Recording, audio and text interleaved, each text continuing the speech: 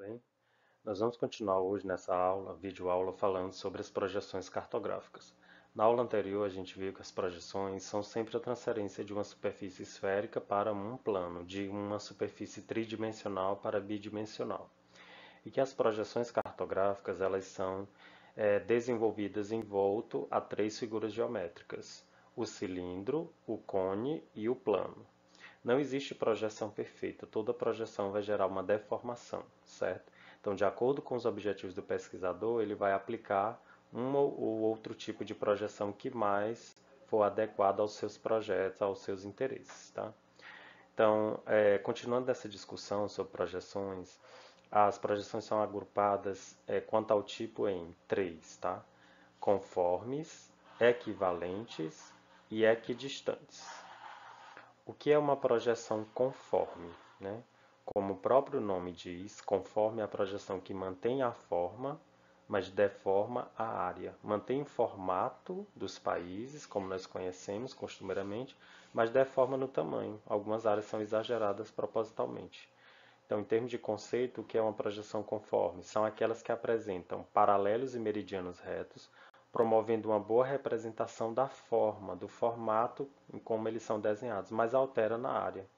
Por exemplo, a forma da América do Sul, o formato, está como nós conhecemos ou estamos acostumados, porque os mapas têm uma relação direta com isso. A visão de mundo que você está acostumado a ver, né, vai dizer muito sobre sua interpretação do mapa, tá? Então, a visão que a gente tem da Europa, da África, costumeiramente, é essa aqui que está sendo apresentada, da Ásia, da Austrália. Qual é o problema dessa projeção de conforme, cujo exemplo mais clássico é a da projeção de Mercator? É que há uma alteração das áreas dos países de altas latitudes. Observe que o que está acontecendo com os paralelos à medida que a gente se afasta da linha do Equador. Eles estão sendo alongados. Os paralelos são alongados. Tem uma distância significativa desse paralelo para esse. Então, o que é que acontece com essas áreas aqui representadas nas altas latitudes? Elas vão ter uma deformação. Esses países vão apresentar maiores do que o que eles realmente são. Então, a projeção conforme é aquela que altera a área, mas mantém a forma, o formato como nós estamos acostumados a ver o mundo. Essa projeção é a projeção de Mercator, projeção eurocêntrica. Ela é eurocêntrica por quê? Porque a Europa aparece no centro do mundo, no centro da representação e numa posição de superioridade. E a Europa aí está representada num tamanho maior do que o que ela realmente é. Outra inconsistência, a Groenlândia aqui, ó, que eu estou sublinhando, ela aparece quase que do tamanho da América do Sul, sendo que ela é 8 vezes menor que a América do Sul. Então essa deformação na área, ela ocorre a partir do momento que a gente se afasta das áreas centrais, das áreas em que o cone toca o cilindro toca a esfera, tá? Já que a projeção de Mercator é uma projeção cilíndrica, né? E ela é do tipo conforme, por quê? Porque ela mantém o formato que a gente conhece dos continentes, mas deforma na área. Os países como os Estados Unidos, Canadá, a Groenlândia, aqui, essa região da Ásia, Rússia, China, aparecem bem maiores do que o seu tamanho real. Então, projeção conforme é aquela que mantém a forma, mas altera a área, né, ou o tamanho dos continentes ou das áreas representadas. Um exemplo de projeção conforme é a de Mercator, muito utilizada ideologicamente para difundir os interesses europeus no mundo, né, os interesses dos países desenvolvidos, já que a maioria está no norte, encontram-se no norte, e eles aparecem num tamanho maior do que o que eles realmente têm ou são. Tá? Além de conformes, nós temos as projeções chamadas de equivalentes. Se a projeção conforme destaca o mundo desenvolvido, a projeção equivalente, como a de Peters, já vai reforçar o interesse dos países subdesenvolvidos. Por quê? Porque nessa projeção a preocupação não é com a forma, a preocupação é em representar os países conforme o tamanho de sua área. Então, mantém uma fidelidade da área, mas altera na forma, no formato que nós estamos acostumados a ver o mundo. Vocês estão acostumados a ver o mundo com a América do Sul maior do que na perspectiva de Mercator, na visão eurocêntrica? Olha o tamanho que a África aparece aqui nessa representação. Por que a África aparece desse tamanho e a América do Sul também? O que acontece com os paralelos, né, nas áreas centrais, na representação de Píteres? Eles são distanciados, alongados nas áreas centrais. Isso faz com que o tamanho dos países ou dos continentes das áreas centrais, como é o caso da América do Sul, da África, apareçam num tamanho maior, destacados. O que é que acontece quando a gente olha para os países que estão nos extremos, tanto no Polo Norte quanto no Polo Sul? Eles são comprimidos porque há um distanciamento menor entre os paralelos. Então, o que é que acontece? Há uma compressão das áreas dos países do norte e há um alongamento das áreas dos países do sul. Essa projeção ela se preocupa em representar os países conforme o tamanho de sua área, mesmo que para isso altere essa visão costumeira que nós já temos do mundo, que é a visão eurocêntrica, que foi a visão perpetuada por Mercator, que foi um dos primeiros cartógrafos a terem seus mapas difundidos em escala mundial. Então, o que é uma projeção equivalente? Tá? Projeções equivalentes são projeções que promovem uma alteração das formas, as formas não são iguais às que nós estamos acostumados a ver, mas mantém a representação dos países a partir da equivalência de que? Da área. Se preocupa com a área, entretanto alterando a forma. É uma projeção ideal para representar os interesses de que países? Países subdesenvolvidos, já que nos países nessa projeção, por exemplo, países da América do Sul, como Brasil, Argentina, México, da América Latina, México, da África aparecem em um tamanho destacado, maior do que o que eles realmente são. Então, equivalentes mantém a equivalência da área, alterando a forma. Tá? É uma representação que se identifica muito com os interesses dos países subdesenvolvidos. Temos também a projeção equidistante, que ela é muito utilizada na navegação aérea. Por quê? Porque ela mantém uma igualdade entre as distâncias. O termo equidistante quer dizer distâncias iguais. Mantém o distanciamento igual entre os países, né, alterando, entretanto, né, a forma como nós vemos o mundo. Então, mantém as distâncias. A preocupação da projeção equidistante é manter as distâncias entre os países. E isso facilita o que? A chamada navegação aérea. Mantém a distância entre os pontos, embora, né, promova uma alteração de quê? Da forma da região representada. Então a gente tem aqui essa projeção, ela é chamada de equidistante, coloca o Brasil no centro do mundo, e a partir dessa projeção a gente tem um cálculo da distância de qualquer ponto para o Brasil, né? Se fôssemos, por exemplo, realizar uma navegação aérea, né, se nos deslocarmos de avião, essa projeção seria ideal para representar isso, porque mantém distâncias iguais entre um ponto e os demais do globo. Essa representação da ONU também é uma representação na perspectiva plana, né? O globo é envolto sob um plano, e ela é uma projeção do tipo equidistante, que mantém as distâncias entre os países, entretanto, alterando o que? A forma. Então, para cada tipo de projeção, a gente tem uma aplicabilidade. Tá? Se eu quero navegar de forma aérea, se eu quero viajar, me deslocar de avião, a projeção que eu utilizo é a projeção equidistante. Se eu quero reforçar os interesses da Europa, né, do mundo desenvolvido, eu utilizo a projeção conforme, que é a projeção de Mercator. Tá? Se eu quero reforçar o interesse dos países subdesenvolvidos, eu utilizo a projeção de Peters, porque alonga o tamanho dos países subdesenvolvidos nas áreas centrais. Se eu quero usar geopoliticamente, para fins geopolíticos, um determinado mapa, representar um país no centro do mundo, eu utilizo a projeção equidistante, como essa perspectiva aqui do general Golbery, né, dos anos 70, que criou essa projeção, onde o Brasil fica no centro do mundo e os países gravitam em torno dele. Na China, essa perspectiva equidistante ela é muito utilizada nos livros didáticos, mostrando a China no centro do mundo e todos os países gravitando em torno dela. Então, projeção equidistante é aquela que mantém as distâncias entre os pontos, muito utilizada na navegação aérea, né? Mas altera o que? As formas, porque não existe projeção perfeita, que não vá provocar nenhum defeito, já que o homem não consegue transferir a superfície esférica para um plano sem provocar alterações. Então, as projeções mais empregadas são a de Mercator, que é uma projeção cilíndrica, a Terra é envolta sobre um cilindro.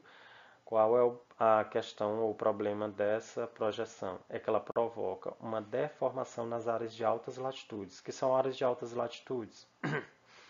Áreas que estão, né, principalmente acima dos trópicos, né, de Câncer e abaixo do Trópico de Capricórnio, tá?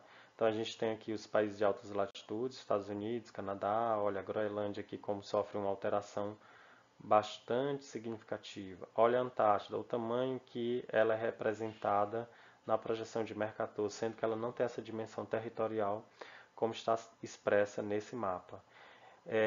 Altera o tamanho dos países de altas latitudes e minimiza a importância dos países de baixas latitudes, das áreas centrais.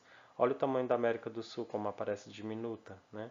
Olha o tamanho da África como aparece diminuto também nessa representação, sendo que em termos de área, esses continentes, esses países têm uma área bem superior à da representação de Mercator. A projeção de Mercator é uma projeção eurocêntrica, coloca a Europa no centro do mundo, de forma destacada, acima, e num tamanho maior do que o que ela realmente tem, tá? Então é uma projeção que privilegia os países desenvolvidos em detrimento dos subdesenvolvidos, tá? Foi muito utilizada na navegação, principalmente a partir do século XVI, as grandes navegações oceânicas, né? Onde os navios, as grandes esquadras partiam, né, da Europa em direção aos diversos pontos do mundo em busca das chamadas rotas comerciais. Tá? A projeção de Mercator é uma projeção do tipo cilíndrica e conforme. Ela é cilíndrica porque ela é desenvolvida nos cilindros, paralelos são retos e os meridianos também se cruzam.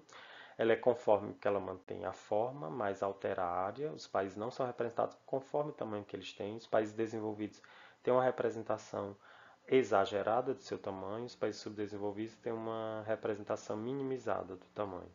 Ela é boa para a navegação, né, marítima, foi muito utilizada no século XVI, nas grandes navegações. Ela é perfeita nos ângulos, né, e nas formas. Tem um formato muito fiel, né, da forma dos continentes, né, que nós estamos acostumados a ver. Os ângulos são retos e se cruzam, tá? Mas distorcem, né, nas áreas de elevadas latitudes. Eles aparecem de forma desproporcional. Os países, principalmente do norte, tá? Canadá, Estados Unidos, ali a região da Groenlândia, da Rússia, aparecem em um tamanho maior do que o que eles realmente são, tá? E coloca a Europa como centro, no centro do mapa. É uma visão eurocêntrica do mundo, a projeção de Mercator. Mercator era europeu, né? Viveu em Gênova, e aí, como europeu, procurou privilegiar a Europa, colocando ela no centro, né, da representação do espaço mundial. Tá? Então, essa visão eurocêntrica é a que a gente está mais acostumado. Tanto é que quando a gente vê um outro mapa, a gente estranha. Né?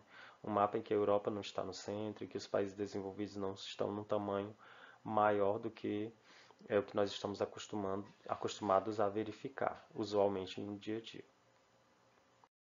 Nós temos também, para contrapor, a projeção de Píteres, né? Píteres era um alemão, ele lançou essa projeção nos anos 70, para também legitimar um discurso que seria dos países subdesenvolvidos, né? Ele era contrário a essa ideia de visão eurocêntrica do mundo, que privilegiava uma visão dos países desenvolvidos. Então, o que Píteres propôs?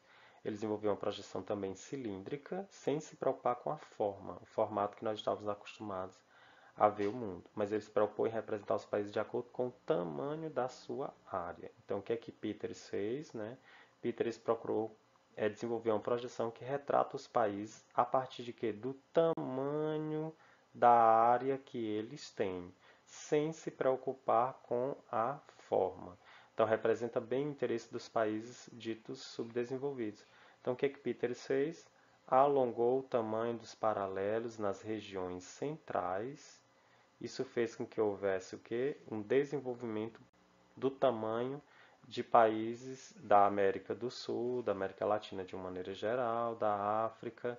E o que ele fez nas altas latitudes? Diminuiu a distância, o distanciamento entre os paralelos, comprimindo o tamanho dos países desenvolvidos localizados tanto no hemisfério norte como no hemisfério sul. Lembram do mapa anterior? O tamanho que a Antártida era representada? Olha o tamanho que ela fica aqui nessa projeção. porque a projeção de Peters não privilegia os países de altas latitudes, privilegia os países de médias e baixas latitudes, situados entre a linha do Equador e o Trópico de Capricórnio, Câncer e o Trópico de Capricórnio. Privilegia uma visão de mundo dos países subdesenvolvidos, tá? Como o Brasil, países da África, ok? Que alonga a distância dos paralelos nas regiões centrais e comprime a distância desses paralelos nas regiões de altas latitudes, nas extremidades. Não reforçando aí, então, reforçando o poder dos países subdesenvolvidos e minimizando a importância, né, dos países desenvolvidos na representação mundial. É ideal para difundir ideologias de países subdesenvolvidos, a projeção de Peters.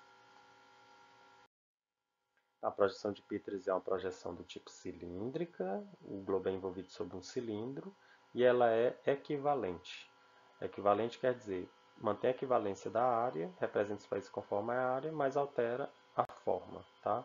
Mantém a proporção das áreas continentais, eles são representados conforme o tamanho que eles realmente têm, distorcido nos ângulos e formas.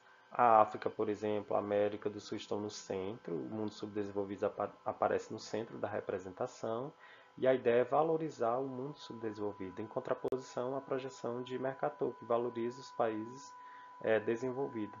Retrata a ideia também, essa projeção, de que por trás de cada mapa existe um conteúdo que é político e ideológico, e esse conteúdo é muito utilizado por empresas, governos, por países. A gente precisa saber fazer uma leitura desses documentos para perceber essas ideologias que estão por trás desses documentos cartográficos. E aqui nós temos a representação da anamorfose. A anamorfose é quando o mapa ele parece ser distorcido, né? É uma representação que vai dar ênfase a uma determinada característica do espaço que está sendo representado, tá? Então, nesse mapa aqui que eu coloquei, nós temos a representação do mundo a partir da perspectiva populacional. Os países com maiores populações, como a China e a Índia, aparecem num tamanho maior porque proporcionalmente eles têm uma população muito maior que os outros países. Tá? A anamorfose é uma representação de um fenômeno, né, que decorre da importância ou projeção do que está sendo representado. São mapas que representam um determinado fenômeno e procuram exaltar, procuram espacializar esse fenômeno que está sendo enfatizado. No caso aqui dessa representação, em forma de anamorfose, né, ela recebe esse nome, anamorfose, porque o mapa ele parece ser todo deformado, né, do que nós estamos acostumados a ver. Certamente, se eu mostrar esse mapa mundi aqui, muitas pessoas não vão reconhecer como a representação do mapa mundial, né? Mas ele está representando o que? A população do mundo a partir, né, do quantitativo de população que existe em cada país, tá? Então, a anamorfose são mapas que eles não apresentam uma escala definida, eles não têm uma preocupação com a forma, a preocupação deles é representar um fenômeno de acordo com a sua importância. Aqui, no caso, nós temos uma representação do espaço mundial a partir da população, destacando os países com maior número de população, né, absoluta, tá? Onde nós temos um destaque, por exemplo, para a China, que aparece como um dos países mais populosos do mundo, bem como para a Índia. Os Estados Unidos também têm destaque, o Brasil, porque são países que têm uma população considerável, Japão e Indonésia. Nós temos aqui um outro exemplo de anamorfose, é uma representação de, de um fenômeno do espaço, e aqui a representação mostra o que? O percentual de população branca por estados brasileiros. Veja que aqui é o mapa do Brasil, mas como a ideia é representar a população branca por estados, nós temos uma deformação, né? Parecemos ter uma deformação desse mapa do Brasil, que tem essa representação aqui menor no espaço. Então, onde se concentram mais os brancos no país? É na região sul, sudeste e centro-oeste. Então, ela está sendo representada no mapa em forma alongada nessas áreas aqui, do centro-sul, né? Do centro-oeste até o sul do país. Veja que no norte, né? Na região norte e parte do nordeste, essa população branca vem em menor quantidade. Ela só vai estar presente mais no nordeste oriental, na fachada litorânea do Nordeste. Então, a anamorfose é um tipo de representação do espaço que enfoca uma característica específica, né, do que está sendo representado. Você pode usar em anamorfose a representação da população de um país, do PIB, da cor dessa população, da distribuição da riqueza.